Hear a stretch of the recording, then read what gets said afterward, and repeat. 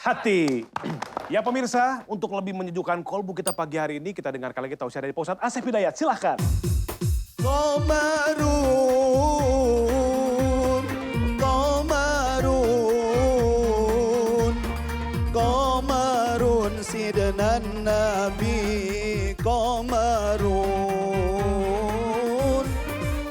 wajami, wajami, wajami sidnan Nabi wajami. Subhanallah. Assalamualaikum. Waalaikumsalam.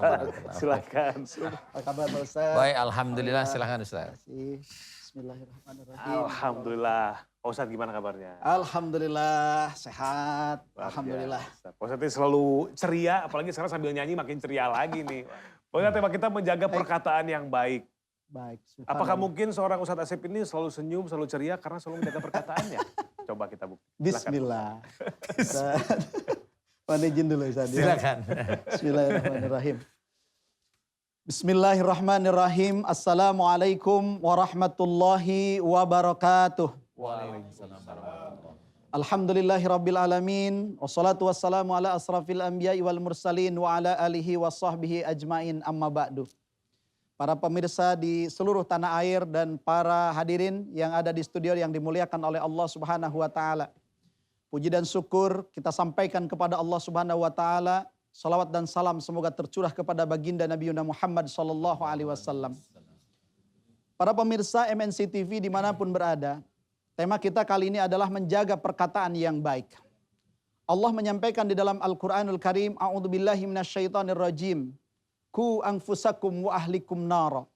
Jagalah dirimu dan keluargamu dari neraka. Dari api neraka.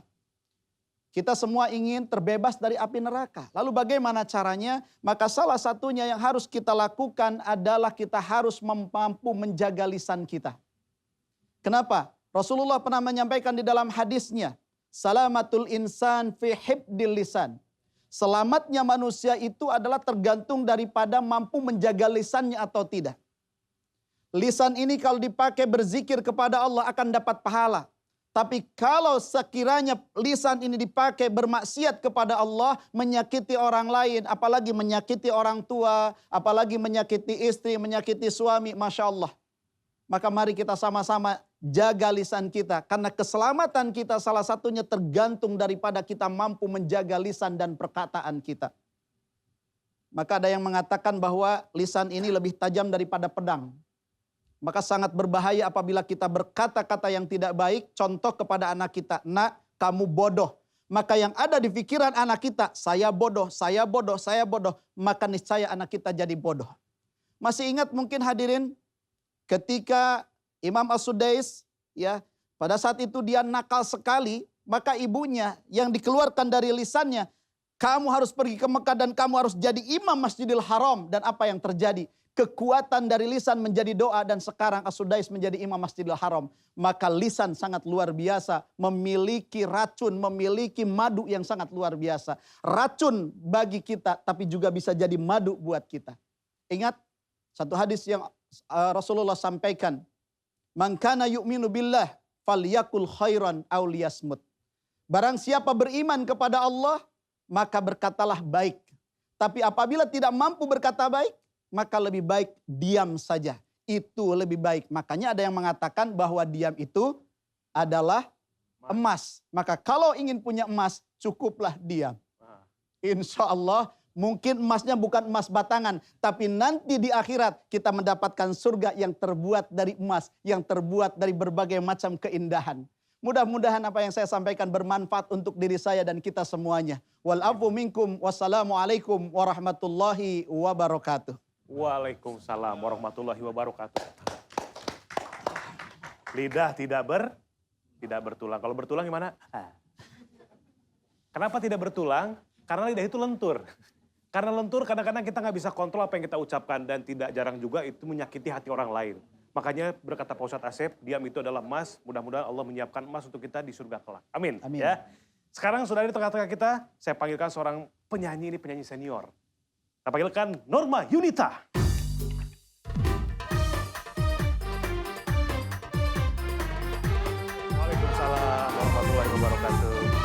silakan.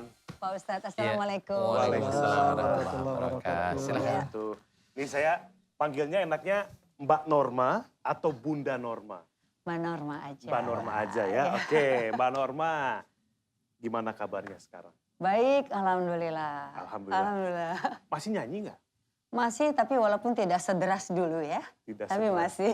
Oh gitu, Iya. Masya Allah. Jadi memang mungkin sekarang sudah lebih banyak waktu bersama keluarga. Atau mungkin ada bisnis lain juga. Betul sekali. Betul. Oke. Saya boleh denger nggak suaranya Mbak Norma? Pemirsa di rumah juga pengen denger nih.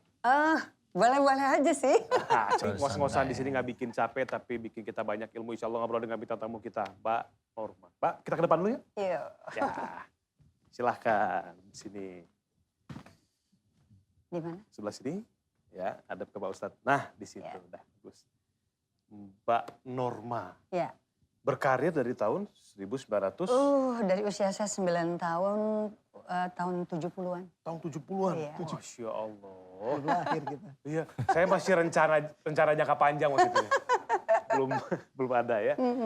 Mbak Norma, di Siraman Kolbu ini kita mencoba untuk memberikan pemahaman kepada setiap narasumber, khususnya kepada pemirsa di rumah pada umumnya gitu ya. Khususnya lewat Mbak Norma ini mewakili pemirsa nih yang punya keluhan mungkin, yang mau diceritakan sama Pak Ustadz atau ditanyakan, baik itu medis maupun non-medis, silahkan. Oh gitu. Apa dulu nih, yang medis dulu, keluhan fisik, boleh. Kalau non medis saya sih nggak pernah ya. Nggak pernah, oke. Tapi kalau misalnya medis saya tuh pernah kejadian 2 kali perut saya itu seperti melilit sampai saya keliengan mau pingsan sampai tangan saya kaku Pak Ustadz. Melilit ya perutnya. Melilit saya nggak ngerti kenapa kayak muter gitu ya. Oh. Sampai saya seperti mau pingsan dan terengah-engah nafas. Itu kapan tuh Mbak? Ada beberapa tahun yang lalu? Iya ada.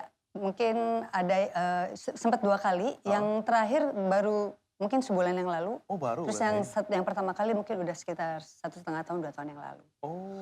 Terus saya sampai nggak kuat berdiri karena takut pingsan saya menggeletak aja di bawah.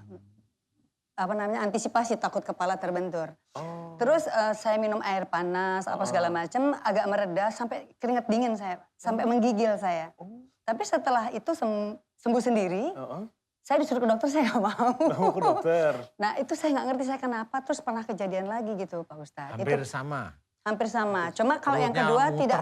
kayak ada kruwel Iya antara gitu. mau biasa kayak mau ke belakang enggak. Tapi dibarengin dengan keliangan, terus badan menggigil dan tangan tuh sampai kaku begini Pak Ustadz. Begini tangannya? Kaku aja sendiri. Kaku sendiri gitu. Oke. Oke. Itu. Langsung aja Pak Ustadz. Pak Ustadz. Kenapa itu? Itu kenapa saya juga nggak ngerti. Itu berarti di dalam tubuhnya Mbak Norma Yunita ada ilmu.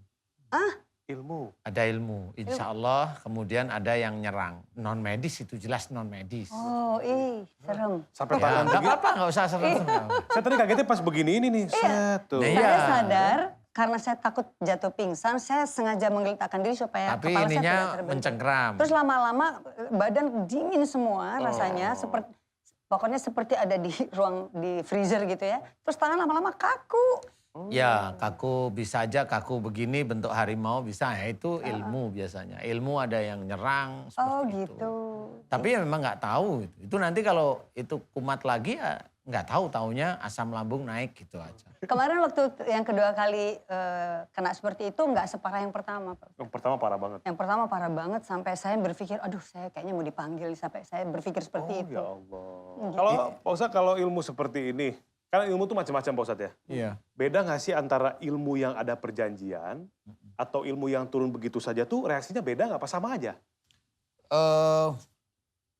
Sebenarnya beda-beda, beda-beda beda-beda ya. Karena cuma saya tidak tahu nih. Ah, Awalnya dari kaki. Sepertinya dari kaki Oh saya juga ya lupa. sudah.